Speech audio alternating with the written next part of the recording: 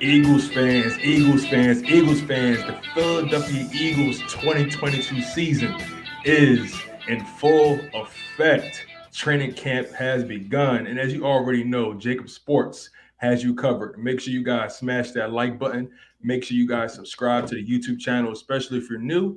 And of course, make sure you guys go check out the JAKIB Sports website, jakibsports.com. There you can check out the man, the myth, the legend, John McMullen. He's constantly giving you guys updates on your Philadelphia Eagles. He's keeping you guys locked in and keyed in on training camp. And of course, we're going to keep you guys abreast with everything's going on tonight. And we're going to continue to give you guys these daily, late night conversations when it comes to your Philadelphia Eagles and things that are going on in training camp. But enough with the pleasantries. John McMullen, the head behind football 24/7. First things first, how are you feeling this evening? I'm doing well, Tone. Thanks. Good to be with you for season number 2 of the training camp tonight portion of football 24/7. But season number 28 for you? Is Well, that, yeah, you know what I I do heard? the math every year. I think I got it right this year. Not for the Eagles, but 28th NFL training camp. I'm old, basically. Is that what that says? You're only as old as you feel. Let's make that very clear. But the Eagles are very good at making you feel much older. They age you in ways that you probably don't even realize keeping up with this team. How long have you been covering the Eagles thus far? Full time since I got back since the first year of Doug Peterson, so 2016 till now. But I was back doing occasional Eagles work probably at 2010. So I'd be down there on occasion, just not always. So um, depends how you want to look at it. But yeah, I've been around the team for a while. Been around the NFL for longer, but it's always fun when training camp starts. And hell, I give Nick Sirianni a lot of credit, and I hope Nick is watching. He's kind of busy, so probably not. But 58 minutes is what I clocked it at today, Tone. 58 minutes. Is that a record or no? Because we all know this Philadelphia Eagles team hasn't really been spending that much time on the turf, on the grass, and I mean it's not just them, right? It's pretty much league wide. This new CBA. Yeah, it's much different than it used to be. You can go 90 minutes, and the Eagles went 58. So, but I will say they went. Nick has 3 kinds of practices. He calls them green, yellow, and red. And this was a green high intensity practice. So while they were out there, they were working pretty hard. But hey, 58 minutes, I'll take it. I'll take it. Thanks, Nick Sirianni. Definitely any kind of football that we can get. And Philadelphia Eagles fans, NFL fans have been fiending for football action, and it's finally here, you guys. Preseason is around the corner. The NFL season is around the corner, but there's so many narratives, so many storylines that we have to address before that even comes about. But I have to ask, John, you were there at the NovaCare complex. You were around Nick Sirianni. You were around Harry Roseman. You were around the players. You were around the other Eagles beat reporters. I have to ask, what's the overall energy right now at the NovaCare complex? What's the overall feeling that you get being around everyone and once again for another training camp? What are the vibes right now? Well, the overall, I think everybody's excited. I think it's natural you get excited every year at training camp because it's a new beginning. Last year it was about change more than anything else. I don't think there were a lot of expectations. This year, there's a ton of expectations. And every time I get to talk to Howie, I think he tries to dial those back a little bit. Um, because he's been through it all. And he said today, some of the best teams we had are not the most talented teams. And some of the more talented teams we've had haven't kind of developed like they wanted to. So in the NFL, I always say everybody's got good players. I know my partner in the morning, Jody McDonald, thinks the Eagles are going to roll over Detroit in week one. They might. But if you go up and down the roster, even teams like Detroit, some of the worst teams in this league on paper, they still have good players. And they have good players that can jump up and bite you. And that's what Howie was kind of talking about. It's great that you look good on paper, but you got to work and you got to make sure you're doing everything the right way if you're going to reach your potential. Absolutely, and that just speaks to the amount of pressure, like you mentioned, that's on this team right now, and the city is not holding back. Let's be totally honest about this. The Philadelphia Eagles have made a lot of moves this offseason to put themselves in the same category as maybe a borderline tier one, top tier two team in this NFL. Are they Super Bowl contenders? I wouldn't quite say that, but are they playoff contenders? Are they a team that can give? Are they a team that can make it hard for other opponents? Are they a team that can give you a rough day? Absolutely, just because of the talent they've added, but they have to put it together. I say all that to say, like I said, there's obvious pressure on this 2022 Eagles team. But do you feel that they feel there's a lot of pressure? I know Nick Sirianni in his press conference and Howie Roseman alike tried to curb that pressure, but do you feel that they feel that there's a lot of pressure on this season? I think Howie does. That's why I said I think Howie's the one that's been through it and understands sort of that pressure. And really dating back since the spring, he's tried to, try to temper people a little bit and see how it develops. From Nick's standpoint, and the coaches, I think they're more about day to day than anything else. So I don't think they pay a ton of attention to that other than everywhere they go in their personal life, everybody's excited about the team. I think they realize the expectations are there. Whether that creates added pressure, I don't know. How much more added pressure can you have than last year's 2-5 start? I mean, um, there were people in this town calling for Nick Sirianni's head at 2-5, saying he was not ready for this, he was not It's prepared for true. this. So um, it's better to have more talent than less talent. So I think the coaching staff thinks they're in a better position, um, and now they gotta figure out how to do something with that. So, what was the overall?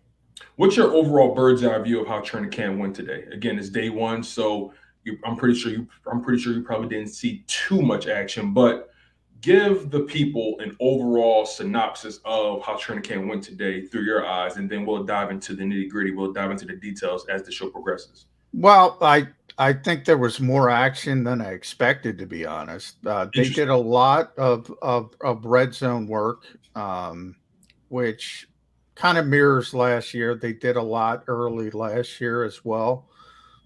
So they obviously value situational work um, more than anything else, and starting there. A lot of 7-on-7s, a lot of full team drills. Obviously, there's no pads. They can't put on pads till I think day 7 of training camp. But um, they were they were going at it as hard as you can without pads, and there were some good and some bad.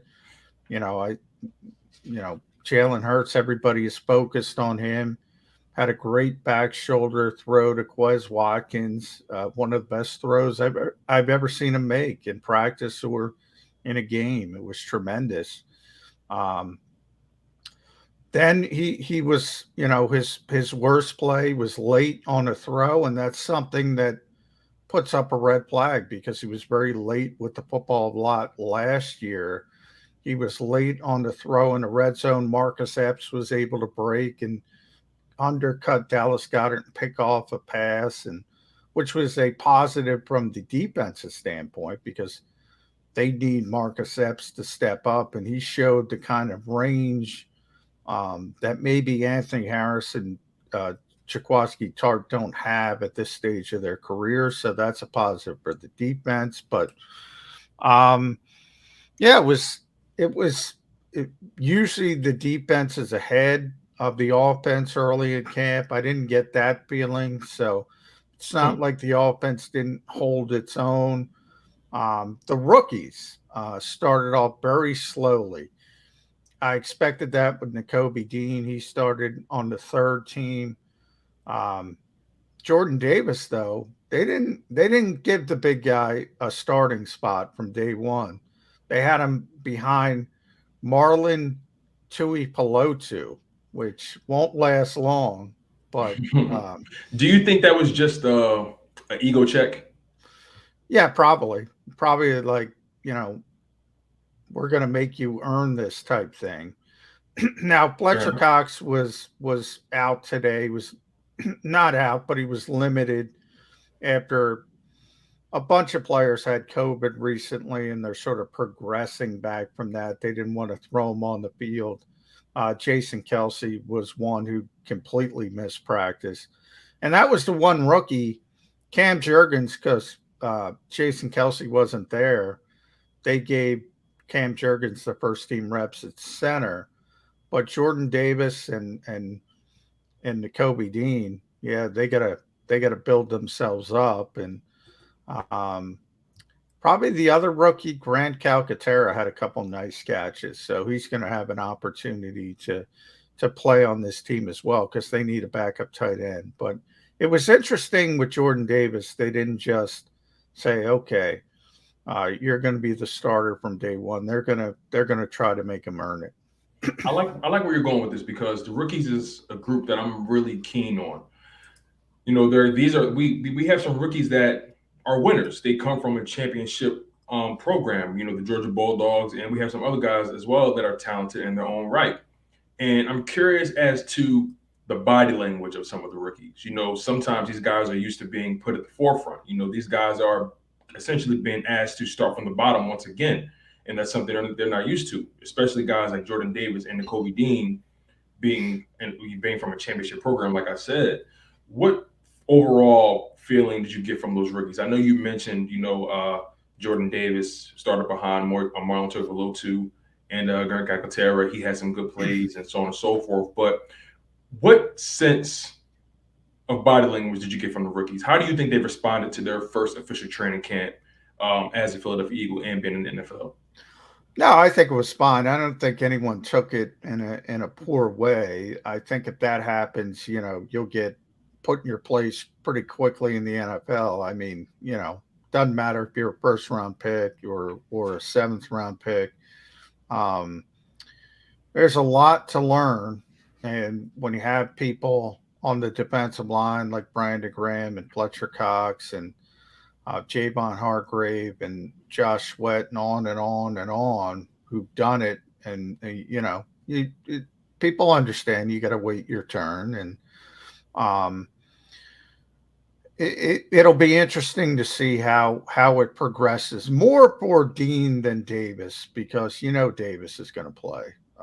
But Dean, it's going to be interesting because the Eagles have other options at linebacker. TJ Edwards, Kaiser White were the starters today uh, when they were in their sort of base 5-2. That's another one of my pet peeves. Stop saying 3-4 and 4-3, people. Oh man, I know you Uh, hate it. You just put out a tweet saying, "I wish you guys yeah. stop it. just stop it." Oh, it just bothers me because you're going to hear people say the Eagles are playing a 3-4 with Josh Sweat and Hassan Reddick playing on the line of scrimmage, and they're not playing a traditional 3-4, but but they're going to play all different versions of that front. But I digress. As far as Jordan's going to play. I mean, he's just too talented. Nakobe, they have other options. The second team was Davion Taylor and Sean Bradley. So it's going to be interesting to see how quickly that progresses. Yeah, absolutely. You know, it's interesting because I was reading your article on JAKIB Make sure you guys go check that out as well. JAKIB JAKIB Sports.com. All our content is on there along with John McMullen's articles as well. I was reading your article, your day one report from training camp, and you had a blurb about TJ Edwards, and he was one of your standouts. Now, if I'm not mistaken, he ripped the ball away from AJ Brown on an underneath route, correct? Yeah. Now, Yeah. what I'm curious about is I know N'Kobe Dean is behind Edwards, Kazir White, Davion Taylor, those type of guys, right? I'm curious to see, or I'm curious if TJ Edwards understands the assignment. He understands that N'Kobe Dean is not there to just relax and take up space. I think he feels that N'Kobe Dean is breathing down his neck. What do you think that does for the linebacker room in general? Because again, we know TJ Edwards and Kaiser White and Davion Taylor are ahead of Dean, but nothing set in stone. This is only day one. What do you think Dean's presence and on top of that, Davion Taylor's hunger to recover from last season and build on what he did last year as well? What do you think that does for the overall linebacker room? And who do you think will end up getting the nod come week one? I think anytime you bring in a good player, it's gonna, people are gonna be put on notice, so to speak, on edge. I don't think the Eagles were planning on getting N'Kobe Dean. In fact, I know they weren't planning on getting N'Kobe Dean. So sort of like a curveball, they were expecting to go ahead with TJ Edwards, Kaiser White, and Davion Taylor. That was going to be sort of their linebacker group. Um, and then all of a sudden he falls to them in the third round. Um, it's interesting with TJ because TJ, he came here and he said he was ninth on the depth chart when he got here. Um, and it's interesting because for those who don't know, he was a great linebacker in college at Wisconsin, and he was second in the Butkus Award voting at one point, second to Roquan Smith, who ended up being a top 10 pick out of Georgia. Same as N'Kobe, won the Butkus Award, same as N'Kobe. Um, he was second. That's how good he was in college. But he ran a 4.78. And if you run a 4.78, the NFL isn't going to draft you. And they didn't draft him. Um, and it's funny because forever, like TJ Edwards today doesn't run a 4.78. No. He's never going to be Davion Taylor, who can run, a 4.4. But he's improved his athleticism. He knew he had to improve it. He's also very instinctive,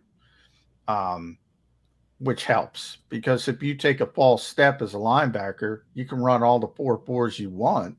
It's not going to matter. Guy can run a 4.6, but if he has instincts, he's going to be better than you in coverage. So that was the knock against TJ Edwards, that he couldn't cover people. Still the knock on him. People say it all the time. But it is, I've called him the most underrated player on this team. Pro Football Focus just named him the Eagles' secret superstar. They picked a Really? secret superstar for each team. I think that word's a little bit overblown, but he's a good football player. I don't know if you saw his recent social media tweet. He works out with TJ Watt and those guys, the old Wisconsin guys. He's in good shape, man. So people who think N'Kobe Dean's going to walk in here and beat out TJ Edwards, and I tell Jody this practically every morning, not going to happen. If N'Kobe Dean gets on the field for the Eagles as a starting linebacker, it will be for Kaiser White. It will not be for TJ Edwards. And that's actually what I would prefer because I would love to have N'Kobe Dean just running free out there and just being able to just, attack, right? And, these young guys although TJ Edwards is a guy who has the experience, has the instincts, he understands the assignment. These young guys are going to continue to push these older guys. And, I say that to say, the safety position is another group that's really interesting to me, right? Really fascinating because, yes, Anthony Harris was sick today. And I feel that he can't afford to miss days at camp. I understand he's recovering, but he can't afford to miss days. You have guys like Marcus Epps, who's trying to make a name for himself, Jaquaski Tart, who's trying to earn a roster spot, Kavon Wallace, who's trying to redeem himself after a lackluster start to his career. What's your overall assessment of the safety position? Because I know Epps and Wallace got the first team reps, and Tart did not. Yet he has more experience than both of those guys combined. Is Tart behind in the playbook? Is he not grasping things? What do you think made them? What do you think made the team put Wallace ahead of Tart when it came to the first team reps? Was it strictly just knowing the playbook? He just got here June 18th or 19th, and remember, OTAs were done. So Jaquaski Tart didn't do anything with the Eagles before today from any playbook standpoint, on-field standpoint.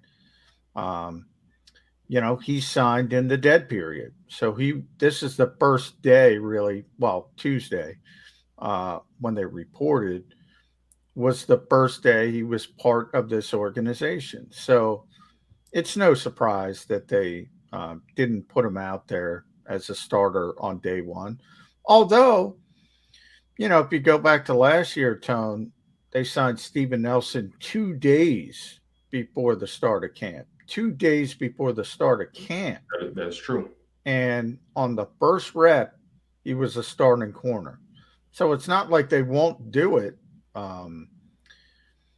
Why they didn't do it with Tart, I don't know. Maybe they want to light a fire under Kavon Wallace. They need to get younger. They need to get more athletic at safety. That's the hope with Marcus Epps, and Marcus made the best play of the day today. Right, he got your game ball, right? Yeah. Well, practice game my practice game ball that's becoming famous here on JAKIB Sports. So Marcus Epps gets the first one today. And they kind of hope they want both of those guys, Marcus Epps and Kavon Wallace, because they're younger, they're faster than Anthony Harris and Jaquaski Tart. And if they would love for him to seize the moment. Now, Howie Roseman, it was almost perfect. I mean, he was talking up Marcus Epps before practice started, and then he went out and made a play. A big play, and he showed what he can do. With Kavon Wallace, he also mentioned, and he said with Kavon, he admitted we need to see more. He was like, he called him out. Right. He was playing up Marcus Epps, but with Kavon, he said, we need to see more. And they need to see more. They do.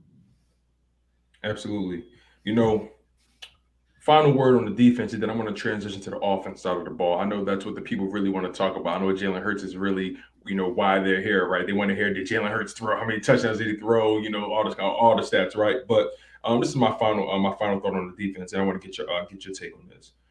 Jonathan Gannon's defense is and has been the topic of conversation throughout this entire offseason. Is he capable? What will he do now that he has the talent? What was the overall energy around Jonathan Gannon, especially when it came to how he approached, challenging his guys on the defense side of the ball, challenging those guys through our training camp on the first day. And outside of the guys like TJ Edwards and Marcus Epps, were there any other players on defense that stood out to you and are potentially trying to make noise for themselves? Well, first of all, you never, ever, ever have to worry about energy when it comes to Jonathan Gannon. Ever. I mean, the guy is ridiculous. He's got more energy than Zach Berman. And anybody who knows Zach Berman, and nobody, Hunter Brody, if you know Hunter, his energy, nobody on the planet has more. Hunter Brody, man. Energy is electric. Nobody has more energy than Jonathan Gannon. Nobody. So that's never going to be an issue. It's funny Um, because his press conferences or his interviews, you would never get that from him.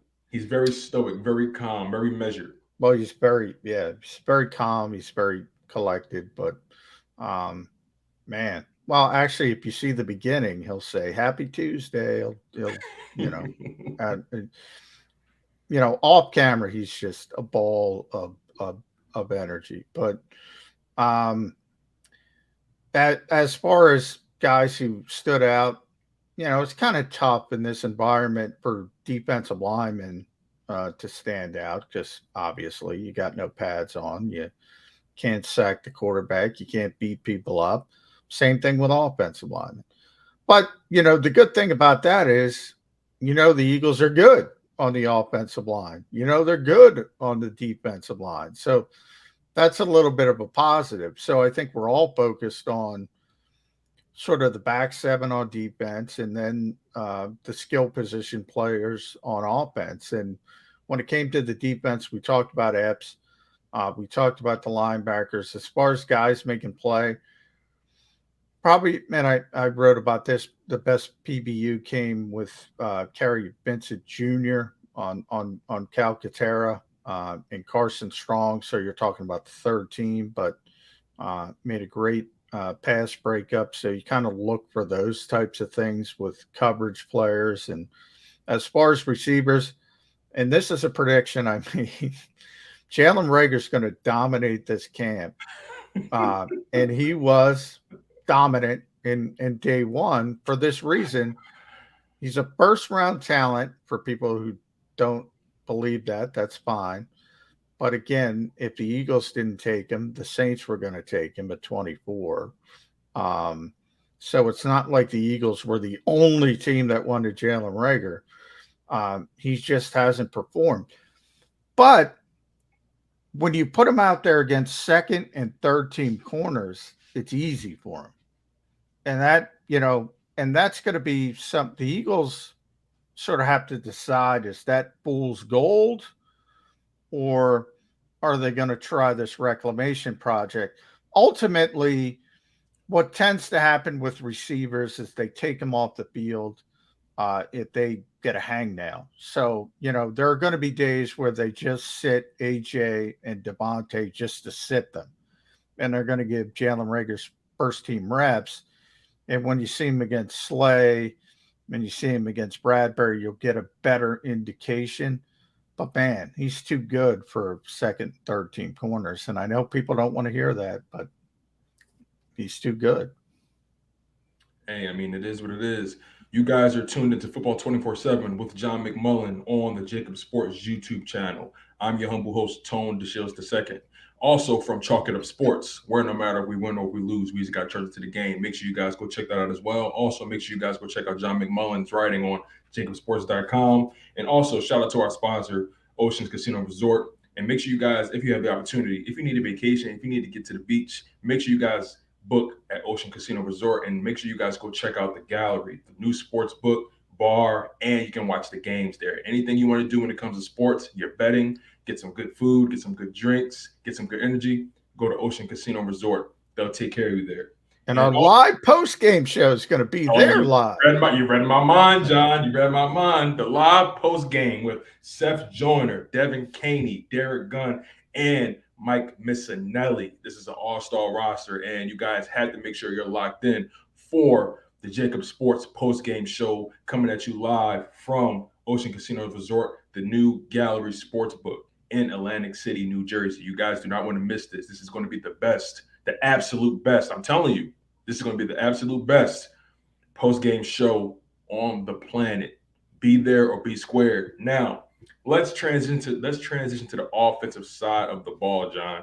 Nick Sirianni, he rocked a Jalen Hurts t-shirt today, and we thought we were going to see the end of Nick Sirianni's pandering, but the panderer in chief, I like to call him. I like that, the panderer in chief. I like that. They say you can't take the boy out of the man sometimes, right? But Nick Sirianni, he rocked that Jalen Hurts t-shirt, and it begs the question: where is Jalen Hurts and Nick Sirianni's chemistry right now. You see mic'd up where Nick Sirianni called Jalen Hurts his son, and they got a handshake and they're trying to teach AJ Yeah. Brown. From what you were able to see, what's the dynamic between Nick Sirianni and Jalen Hurts entering year 2 of their marriage? I think it's great. I think they have a lot in common. They're both and Nick has mentioned this a bunch. They're both coaches' sons, and obviously Nick became a coach himself, but Jalen was coached by his father as well. So they have that in common. They sort of grew up in the football mentality with their fathers. So even though they're different generations, they have that in common. Um, then there's, when we talk about it and we dissect Jalen Hurts, I think people don't realize like coaches look at things differently. Like it's not that they don't recognize that people have to get better, but the nature of the job almost demands you. And I just talked about it with Jonathan Gannon and his energy. You got to be relentlessly optimistic. You have to be because it's your job to get these players better. Every player, it doesn't matter who, from Aaron Donald on down, every player can get better. Um, and that's how they look at it. And they're trying to get their players better. So they're not looking at, oh man, I wish I had Justin Herbert's arm. And, that's not how coaches look at things. Now, Howie Roseman, he's got a different job and he's got to look at things a little bit differently. But as far as Nick Sirianni goes, it's all right, who do I have? Let me go coach him up. And that's how most coaches in the NFL think. And they are glasses half full people. I'm a glasses half empty guy. I'm going to criticize people. That's what people who cover this sport the right way should do. Um, Coaches, they have to be optimistic, have to be, and that kind of defines Nick Sirianni. Yeah, absolutely. With a job like this, right, you have to be able to see the silver lining. You have to be able to look over the hill and see the sunrise, right? So Hertz, you spoke on the coaching staff and the type of perspective they need to have. And, Hertz, spoke on having the same coaching staff for the second year, in a row for the first time since being in high school with his dad. Clearly, he sees the value in that. But I'm curious to know from you, how valuable is that for Jalen Hurts entering technically year 3 of his career, year 2 as a starter? And overall, how valuable is it in the grand scheme of things in his development and his production and his comfortability? I think it's very valuable. I mean, anytime you're more comfortable, number one, it makes you play faster. It makes you play a little bit better. So the more understanding you have of the offense, the better it is. It's interesting. I was just talking to an ex Eagle scout, and one of the things he pointed out, it's been, I don't know, probably about a decade where there's been a shift. So when people talk about progressions, for instance, going from the first option to the second option to the third option to the fourth option, doesn't happen Right. anymore. Doesn't happen anymore. And the game has changed to try to take advantage of what quarterbacks can do because that's what they're learning at the college level. So instead of trying to pound the square peg of the round hole, they've started to try to take advantage of the strengths of particular quarterbacks. And he also mentioned it's easier to teach concepts than plays when it comes to young quarterbacks. Can you expand on that for the fans? Well, I mean, if you listen to some of those old school plays from Bill Walsh, I mean, you got to be a genius just to call them. I mean, they have this verbiage that is ridiculous, 300-page playbooks, and can't do that anymore. You don't have the time to do it. B, it probably doesn't make sense to do it. Why make something harder than it needs to be? So it's sort of the work smarter, not harder mentality. Um, you know, you only get to work 58 minutes now. You used to get to work 2.5 hours. There was a lot more room to teach and learn and that kind of stuff. So I think all these people saying, well, he can't do this, he can't do that, don't realize the game has changed. So it's about, sort of developing what he does have. And one of the problems, and it showed up today, is throwing the football too late. And that it popped up with the Epps play again. But when does that get better? That gets better when you understand what you're looking at, when you get more comfortable in an offense and you trust what you see. And the more you're in the same offense, the more experience you get, the easier that will become. That's the Eagles' hope. So we say that to say, how's the chemistry from what you were able to see, the chemistry between him and AJ Brown? This was our first times, seeing AJ Brown in the closest thing you can call action, right? We saw some plays, on Twitter and on the JAKIB Sports Twitter at that. Make sure you guys go follow that as well, JAKIB Sports on Twitter. What was your overall assessment of how the wide receivers performed and even the tight ends with Jalen Hurts? Do you see improvement in chemistry? And sure, there are some things you may not be able to measure until the actual bullets start flying in real live action games. But from what you were able to see, did you see an improved timing from Jalen Hurts? With certain guys that maybe the timing wasn't as sharp in previous seasons. Well, I don't think you have to worry about him and AJ because they're so close and they've been so close for years. That's one of those things that you're not going to have to worry about. But Quez Watkins, I mentioned that back shoulder throw. I wouldn't expect to see that to Quez Watkins in the slot. Typically, if you think about Aaron Rodgers is the best back shoulder thrower I've ever seen. You typically throw those outside the numbers, where it's your guy's going to catch it. Devontae Adams, who's now gone, but he'll find somebody else, or nobody's going to catch it. He threw this from the slot. Quez was running this route from the slot. It's just a great throw. Great throw. Now, it was 7-on-7s. It wasn't the full 11-on-11. So there's more traffic, obviously, when everybody's on the field. That would make that throw even more difficult. But it was a high degree of difficulty throw, and he made it, and it was perfect. And that's positive. And that's a receiver that's a young receiver who's not known for great route running. So from Quez's perspective and Jalen's perspective, just a great play. But can you do that kind of thing consistently? That's the bigger question. Right, absolutely. And that's the biggest question, for Jalen Hurts' career, right? Consistency. Can you make the throws that you need to make when it's time to make them? I feel like his arm strength is a little bit overblown, but the anticipation he lacks at times is why people question his arm strength, right? Yeah. If the Eagles, by the way, don't question his arm strength. They have no concerns over his arm strength.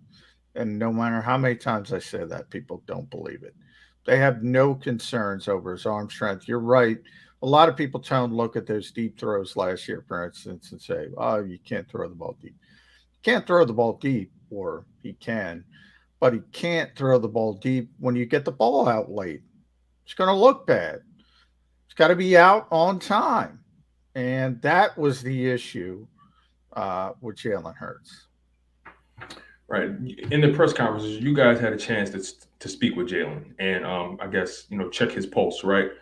What energy, what vibe are you guys getting from Jalen Hurts this season? He clearly hears the noise. He never seems baffled or never seems rattled in any way. That's the kind of guy that can defuse a bomb on any given day, right? He has ice in his veins. But this is a new season, a new year, a new type of pressure. Maybe pressure he hasn't felt. Who knows? But you know, when you guys spoke to him in his press conference, what was the overall feeling you guys got from him? What Well, was some of the Jalen that never you got never beyond the words? changes. Yeah, he never changes. As you mentioned, he's a flat line, and a lot of that I give credit to Nick Saban, who kind of developed. You hear the same thing about Mac Jones. You hear the same thing about Tua. He makes sure quarterbacks understand, and they call it rat poison. You've heard Jalen say it. And rat poison can be good and it can be bad because people can pat you on the back and you start believing it, start thinking you're great, or the common, criticisms. That was a big narrative today. There was a report here from Derek Gunn on JAKIB Sports about Jalen at an OTA practice. AJ Brown came to his defense. Jalen was asked about it today. Um, he didn't know about it until AJ told him about it. Right. That's the kind of guy he is. He doesn't listen to what other people are saying, and that's a good thing. I advocate to every NFL player, Jalen Rager, get the heck off social media. Get off social media. Don't pay attention to it. And we have asked because AJ Brown's been now AJ's a great player, but I say the same thing to him. You know, don't bother with social media. No good can come of it. Absolutely, absolutely. And we're going to begin to close this show out very soon. I'm going to close it out with this question. I know we spoke about, uh, they did a lot of situational work today, right, in the red zone, things of that nature. But I'm not sure if they did this today. Maybe you can provide some insight, or maybe they'll, do it at a later date. You never know, but maybe you can provide some insight on this. I think the most important form of situational football that Jalen Hurts needs to improve on or show that he can do are the come from behind situations, the 2 minute or the 4 minute drills, right? Was that anything that they worked on today? Do you anticipate that something to come? What's your thoughts on Jalen Hurts and his situational football, specifically in the 2 minute or 4 minute drills? You have to come from behind by 3.7 points, maybe double digits. Well, yeah, I mean they're going to work on it. They're going to work on third downs. They're going to work. They started with red zone. They did that last year as well. They're going to work a lot with third downs as we continue to go through camp. They're going to spend a lot, judging from last year, at the joint practices. Doing, they would end those joint practices in hurry up drills. Um, and Jalen did pretty well against the Jets, but it was everybody says Yes. it's the Jets. Yeah. Um, 4 minute is, are you ahead is 4 minute. And that's really to run out the clock. It's tough to do that in, the current football environment because nobody goes live. Nobody, you know, I heard a joke today that Andy Reid goes 2.5 hours, and we do yoga and facials, and but Andy does not do 2.5 hours because he's not allowed to do 2.5 hours. But he would. This team would not. So it's interesting. It's an interesting dichotomy. But they will work on 2 minute red zone third downs more than anything else. Mm. Okay, now John, I apologize. I lied to you. I have one more question for you. Just one for the people, right? Just for the one time. What are some things that you noticed about the beginning of training camp this year that may differ from last year? They have tomorrow off. They are doing a walkthrough tomorrow. Okay. And that's part of that red light, green light, Yeah, yellow yeah. light mantra. So, What is that exactly again? Like, what is? well, supposedly the Eagles have done studies that say the third day and Tuesday, when they reported, they did some conditioning. Um, Today they went really hard, really intense for a short burst. Um, and they say there's studies that you get a lot of soft tissue injuries on that third day. So I think it's a lot of hoo ha, but they believe it and they're going to just do a walkthrough. I think they do it just so the media uh, doesn't show up, but they don't have to open practice if it's not a real practice. But yeah, they're taking tomorrow off. So one full practice, let's take a day off. And by the way, there are 4 of these days before the preseason opener against the Jets. So this is a new philosophy. And then the second thing is the Guardian caps. I don't know if anybody knows what they are, but Are those they kind of yeah, like the soccer hats that the goalies wear? soft shell helmet protector, Yeah. offensive linemen, linebackers, tight ends, defensive linemen, guys who can crack their heads are wearing those. First time that the Eagles have used them. So it's all safety based. If you're not on the field, you're probably not going to get hurt. Hey, John, you have been killing it. I have to tell you, first and foremost, John, you have about 30 hats that you wear, not just for yourself, but also for JAKIB Media. That you guys, John hosts Burge 365 with Jody McDonald every morning. He runs the NovaCare Center and covers training camp. He writes for JAKIB Sports. He writes for Sports Illustrated. He writes for the Philly Voice. He gives you guys so much sports content to consume. How can you not be a fan of John McMullen? But you guys, this was Football 24/7 with John McMullen. And I am your humble host, Tone DeShields II. On top of that, I am the producer for JAKIB Sports. Xander, VP, producer, shout out to that guy as well. Xander Krause, shout out to Joe Krause as well. Shout out to the entire JAKIB Sports roster. Shout out to the Sports Take guys, Rob Ellis, Barrett Brooks, Derek Gunn. Shout out to Dan Cilio from the National Football Show. Shout out to Jeff Kerr. Shout out to the new post-game show with Seth Joyner, Devin Caney, Mike Missinelli, Derek Gunn, and also shout out to the newcomer, Rick Saratella in JAKIB Sports. The roster is growing, you guys. You guys had to keep it locked because the content is only going to get better. And look, when the content gets better, the price goes up, right? So shout out to JAKIBSports.com, Ocean's Casino Resort. Those guys do amazing work. Go check out the gallery, their new sports book, bars, gaming, whatever you need, they got it there. And that's pretty much it, you guys. We're going to be live again. In the next couple of days when it comes to the training camp special, right, John? Because tomorrow's the day off. Friday, next practice. Tomorrow, nothing to talk about. So, right. But Friday they'll be back on the practice field. Saturday they'll be on the practice field. Sunday, I believe they have another day off, but don't quote me on that. But they will be out there Friday and Saturday for sure. Gotcha, no problem. So you guys, you heard it here first. We're going to give you guys some more training camp coverage on Friday, same time, 7 p.m. Eastern time. Like I said, he's John McMullen. I'm Tone DeShields II. You guys were tuned in to Football 24/7 on JAKIB Sports. Stay tuned and keep it locked. Take care, you guys.